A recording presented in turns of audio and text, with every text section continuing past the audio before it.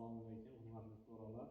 Agrobank aksionerlik tijorat banki Qo'qontepa filiali sizlarga bir qancha kredit mahsulotlarini tanishtirib o'tmoqchiman, taklif qilmoqchiman. Birinchi kredit mahsulotimiz biznesga ko'mak deb nomlanadi. 17 million so'mgacha ajratiladi kredit miqdori.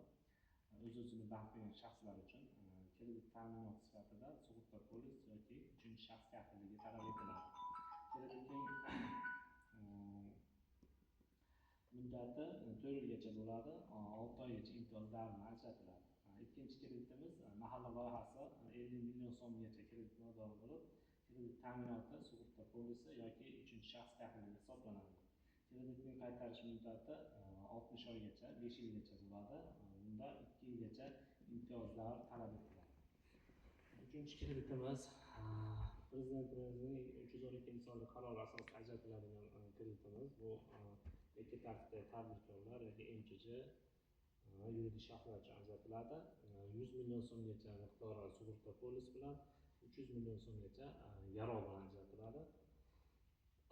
Uni kredit muddati 6 yilgacha, 2 yilgacha imtiyozlarni ajratiladi. Keyingi kredit mahsulotimiz 6-sonli qaror bilan yoshlar uchun ajratiladigan kredit bo'lib, kredit muddati 5 yilgacha muddatga bo'ladi.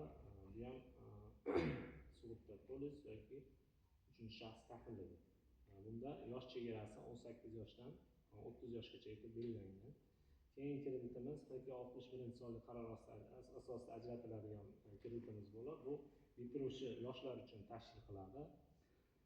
Bu ham yakka tartibdagi tadbirkorlik yoki yuridik shaxs maqomida bo'lishi kerak. Uni bir qancha talablari bor. Bitiruvchi yoshlar ishga qabul qilinishi kerak. 2 yilgacha mehnat shartnomasi bekor bo'lmasligi kerak. Agar bekor bo'lsa, tijorat